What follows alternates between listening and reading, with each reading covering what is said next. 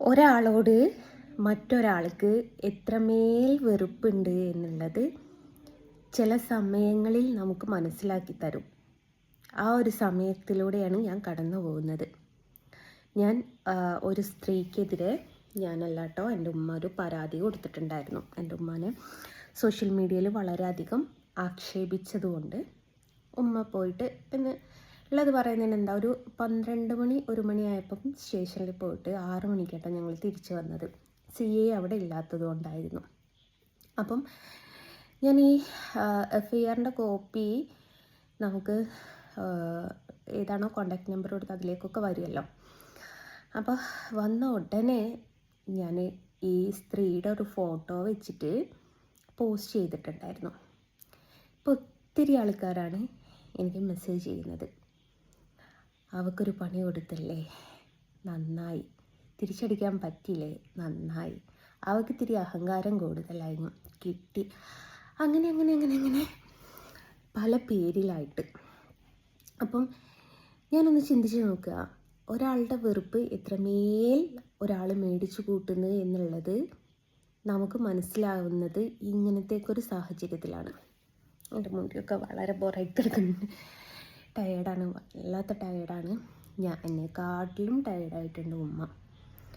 അപ്പോൾ ഇനി കുറച്ച് പേപ്പർ വർക്കുകളും കാര്യങ്ങളൊക്കെ തീർക്കാനുണ്ട്. കാരണം കോടതിയിലേക്ക് മാനനഷ്ടത്തിന് കേസ് കൊടുക്കുന്നുണ്ട്. അപ്പോൾ അതിന് നോട്ടീസ് അയക്കേണ്ട കാര്യങ്ങളും ഇതൊക്കെ ഉണ്ട്.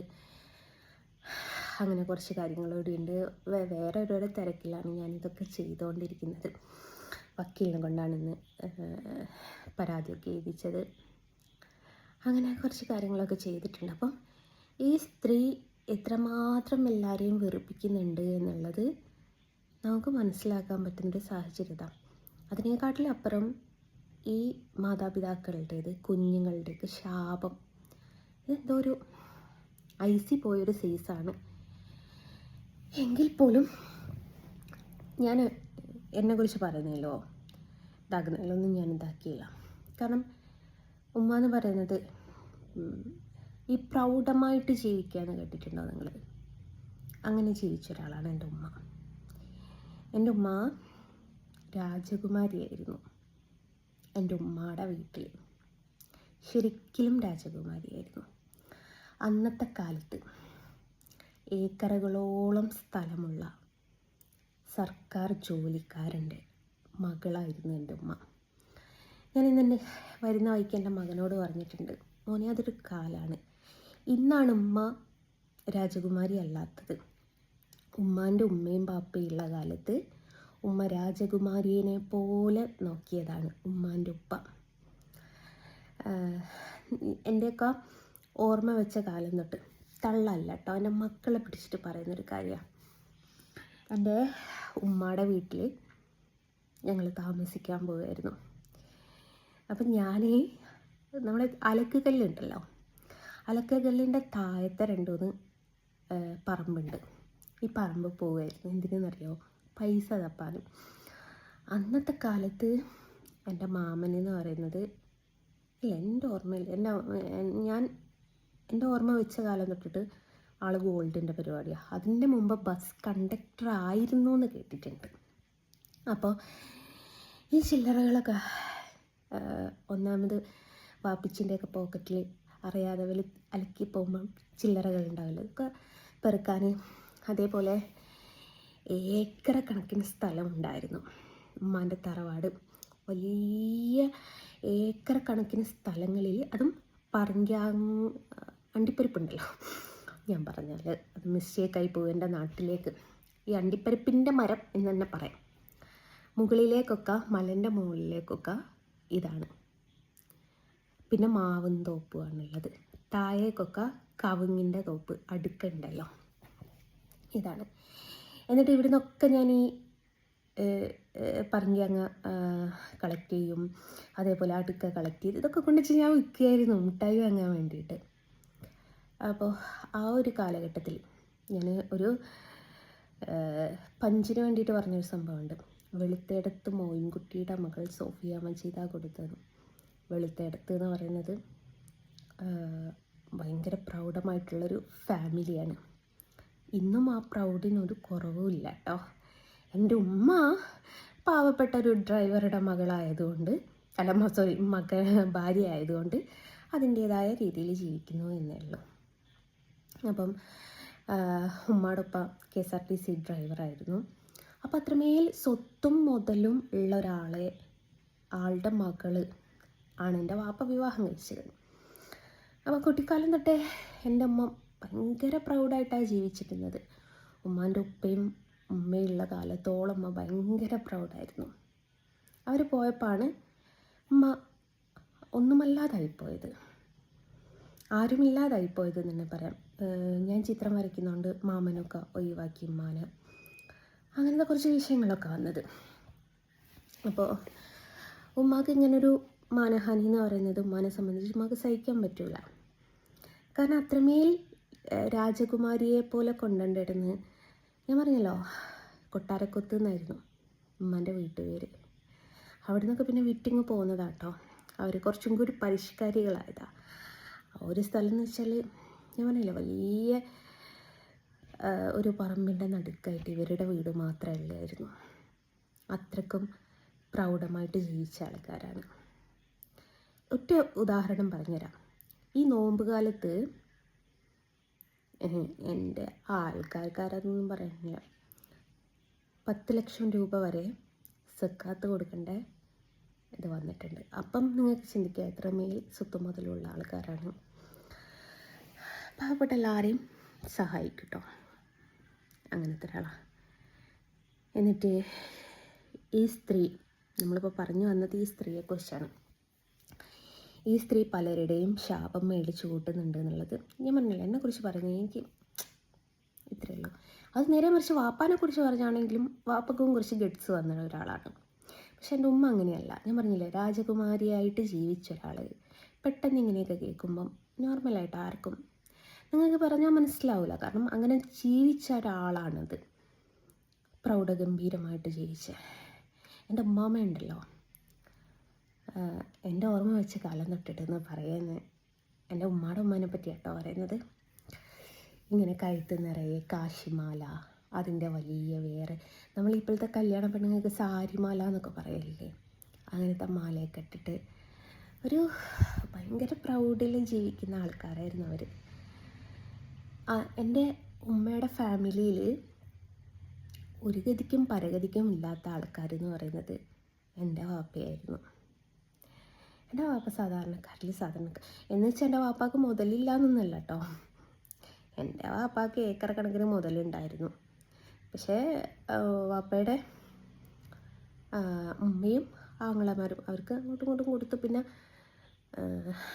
എത്ര 75 സെൻറ്റ് സ്ഥലം അങ്ങനെ വാപ്പാക്കും കൊടുത്തു.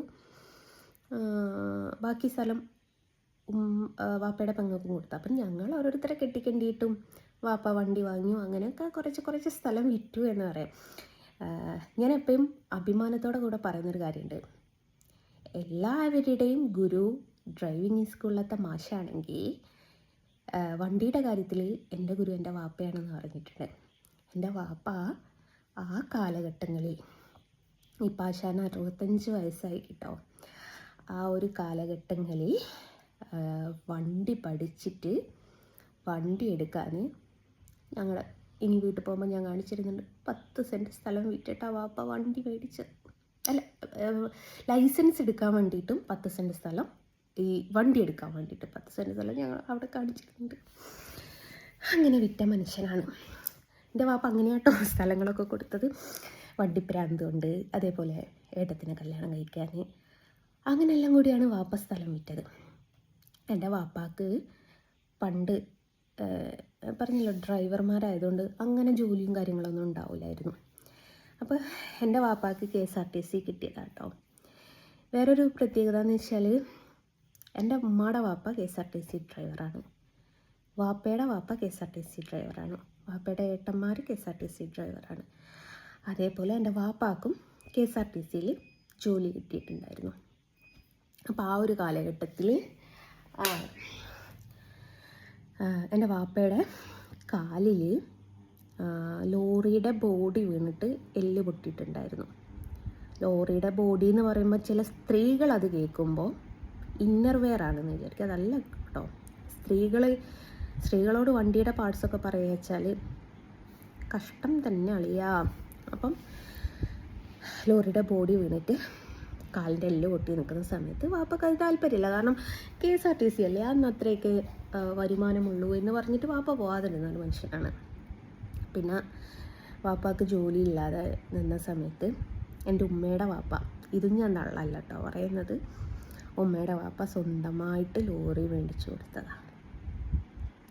പിന്നെ വാപ്പ അതിലായിരുന്നു പോവാറ്. പിന്നെ കാലക്രമേണ അത് വിറ്റു, പിന്നെയും ലോറിയിലൊക്കെ പോയി. അങ്ങനെ എന്നെ വിവാഹം കഴിക്കോളും ആരാൻ്റെ ലോറിയിൽ പണിയെടുത്തൊരു മനുഷ്യനാണ് എൻ്റെ വാപ്പ. എൻ്റെ കല്യാണം അങ്ങോട്ട് കഴിഞ്ഞ് 1 കൊല്ലോ 2 കൊല്ലോ അങ്ങോട്ടായപ്പോഴും ഒരു വണ്ടി എടുത്തു, ലിസാണ്. പിന്നെ അതിലായിരുന്നു പോക്ക്.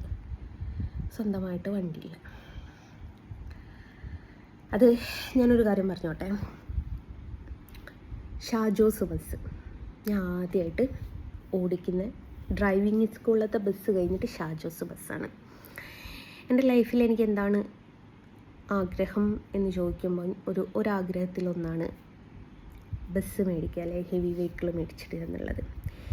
ഈ ഷാജോസ് ബസ് അതിൻ്റെ കുട്ടി മുതലാളി, ഒറിജിനൽ മുതലാളിയല്ല, കുട്ടി മുതലാളി പറഞ്ഞു, അരുണിനോട് പറഞ്ഞു ബസ് ഓടിച്ചോട്ടെ എന്നൊക്കെ പറഞ്ഞു.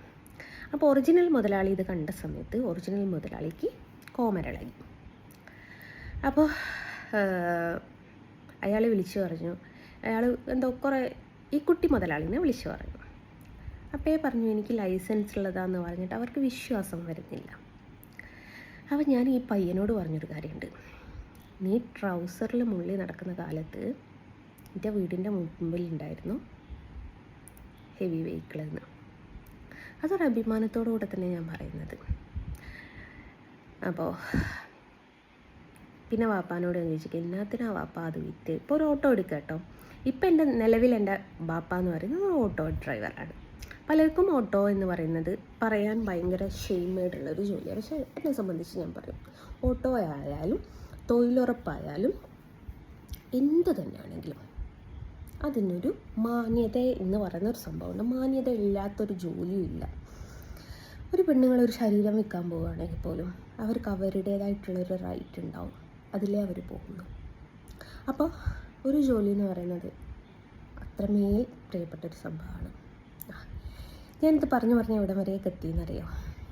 അപ്പോൾ ഈ ചാച്ചിക്ക് എത്രമേൽ ശത്രുത ഉണ്ട്, എത്രമേൽ ആൾക്കാർ വെറുപ്പ് സമ്പാദിക്കുന്നു എന്നുള്ളത് എനിക്ക് ഈ ഒരു മൊമെൻ്റ് കൊണ്ട് എനിക്ക് മനസ്സിലായി.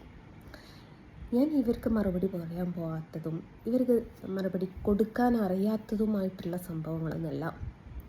വെറുതെ എന്തിനാണ്, എനിക്ക് താല്പര്യമില്ലാത്തൊരു സംഭവമാണ്.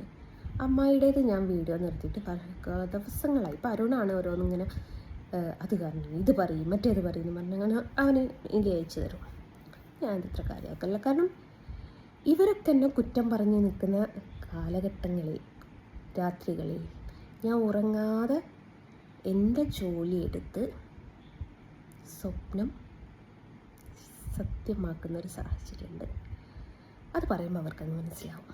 അപ്പോൾ അവർ മനസ്സിലാവും, അവരെൻ്റെ പുറകെ കണ്ണും തള്ളി നോക്കി നിൽക്കുമ്പോൾ എനിക്കെന്തായിരുന്നു പണി എന്നുള്ളത്. ബൈ.